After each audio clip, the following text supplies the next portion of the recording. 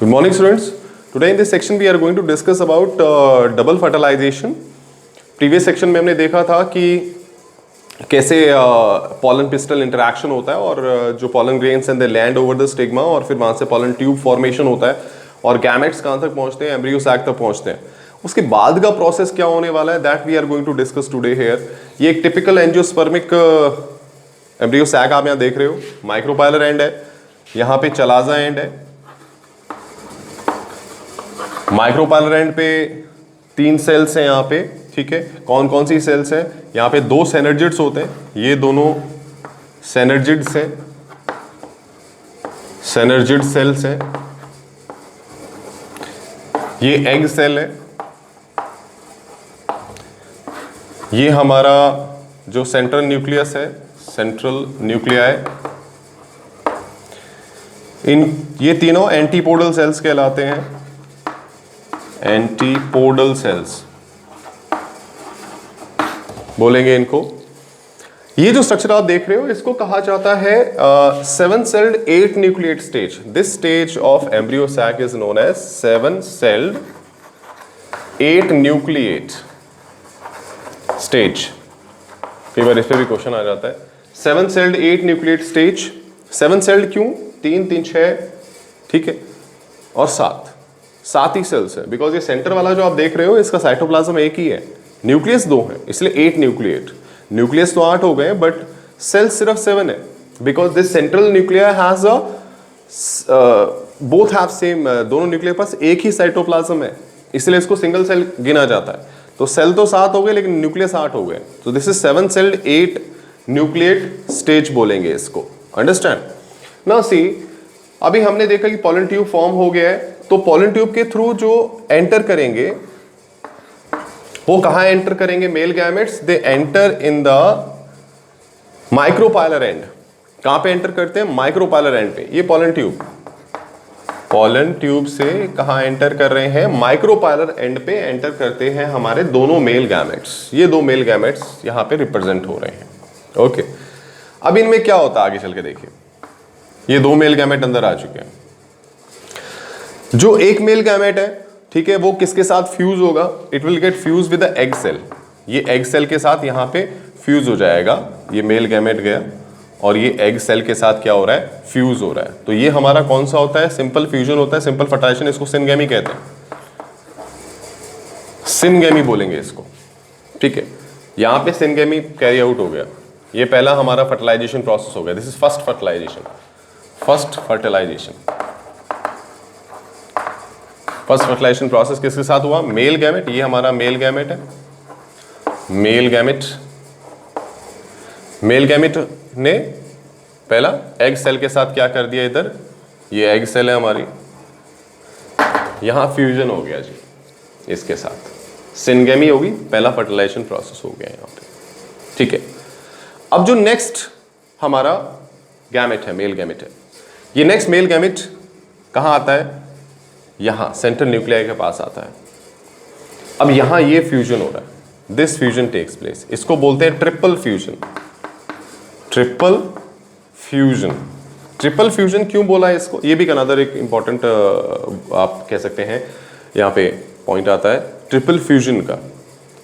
Triple fusion क्यों? एक तो मेल गैमेट का न्यूक्लियाई है, 2 न्यूक्लियाई यहां पहले से ही है.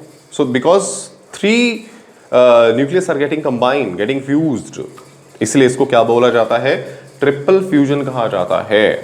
अंडरस्टैंड, ध्यान रखिए आप. ये ट्रिपल फ्यूजन, तो एक मेल गैमेट और सेंट्रल न्यूक्लियस साथ कंबाइन हो गया दोनों के साथ, और यहाँ पे क्या हो गया? ये ट्रिपल फ्यूजन बोलेंगे इसको, ठीक है.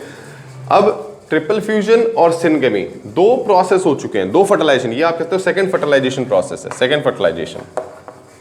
ओके, सो 2 फर्टिलाइजेशन प्रोसेस हो गए एंड दैट्स व्हाई कंबाइंडली इन दोनों को हम क्या बोलते हैं? They are termed as double fertilisation. Double fertilisation हो जाता है, जिसमें से डबल फर्टिलाइजेशन में क्या हुआ? एक तो क्या हो गया? सिनगेमी हो गया, और दूसरा यहां पे क्या हुआ? ट्रिपल फ्यूजन हो चुका है. अंडरस्टैंड, इसलिए क्या बोलेंगे? Double fertilisation.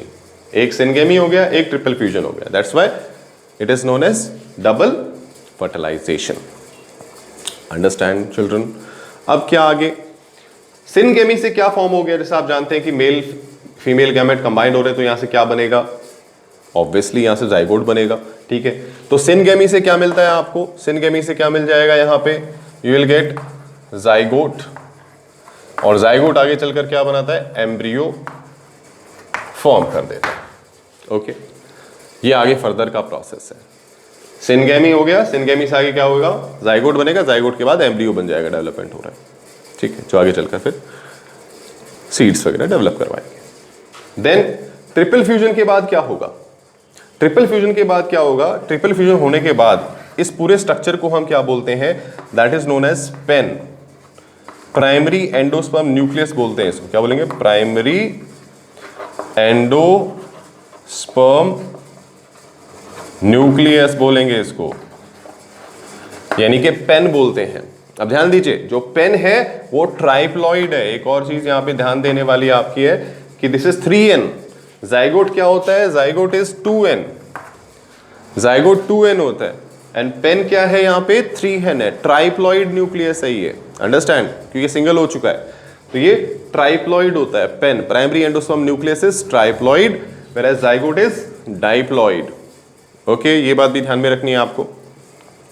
अब वो तो एम्ब्रियो फॉर्म हो जाएगा फर्दर, और ये क्या डेवलप हो जाएगा, प्राइमरी एंडोस्पर्म न्यूक्लियस, ये आगे चलकर क्या करता है, इस एम्ब्रियो को न्यूट्रिशन प्रोवाइड करता है, that the function of this primary endosperm nucleus.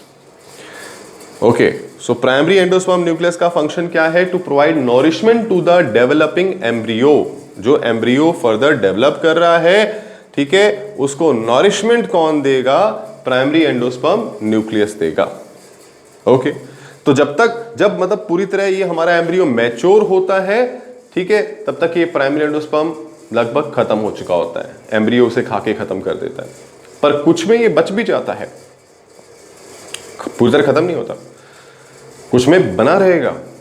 जैसे फॉर एग्जाम्पल पपाया, पपाया में बना रहता है, खत्म नहीं होता, वो वाटर जो मिल्क, वो जिसको कोकोनट मिल्क मतलब नारियल पानी जो अंदर आप पीते हैं, ठीक है, वो क्या है एक्चुअली में, that is primary endosperm nucleus, multi nucleated primary endosperm है वो, ठीक है, बहुत सारे न्यूक्लियस होते हैं छोटे छोटे, वेरी न्यूट्रिटिव होता है वो, बहुत ज्यादा पोषक होते हैं, मिनरल्स, शुगर्स सब होते हैं उसके अंदर, विटामिन वगैरह, ठीक है, तो कुछ में रह जाता है, ठीक है, और कुछ में पूरी तरह कंज्यूम कर लेता है एम्ब्रियो इसको आफ्टर द डेवलपमेंट। जैसा हम जानते हैं ना कि भी ओवरी फर्दर डेवलपमेंट करके क्या बनाती है, फ्रूट बनाती है, और ओव्यूल क्या बनाता है, वो सीड बनाता है। Ovary and ovule both are present in the embryo sac और द मेगास्पोरेंजियम, मेगास्पोरेंजियम के अंदर दोनों है। ओवरी फ्रूट बनाएगी और ओव्यूल क्या बनाएंगे, they will form seeds. Understand students? So ये था डबल फर्टिलाइजेशन प्रोसेस यहां पर जो हमने देखा। डबल फर्टिलाइजेशन इसीलिए कहा गया क्योंकि यहां पर क्या हो रहे हैं, दो प्रोसेस हो रहे हैं, एक सिनगेमी हो रही है और एक यहां पे क्या हो रहा है, ट्रिपल फ्यूजन हो रहा है। Understand? So this was double fertilisation. आप एक बार स्क्रीनशॉट ले लीजिए इसका।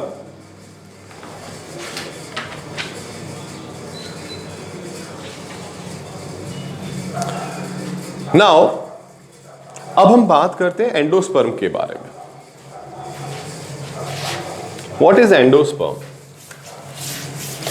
आइडिया मैंने आपको दिया, सिंपल आइडिया मैंने आपको दिया है यहां पे।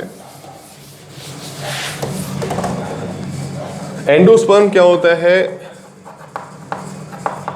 ये एक न्यूट्रिटिव पार्ट है जो क्या करता है, डेवलपिंग एम्ब्रियो को नॉरिश करता है। ठीक है, endosperm is basically that nutritive part which nourishes the developing embryo. तो आप डेफिनेशन लिखते हैं, विच नॉरिशेस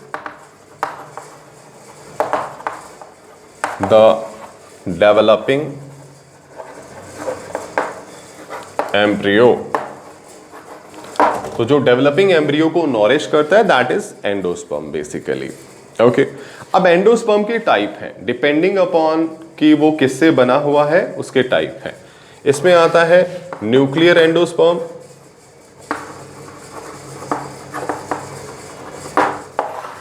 सेलुलर एंडोस्पर्म, और एक और है हेलोबियल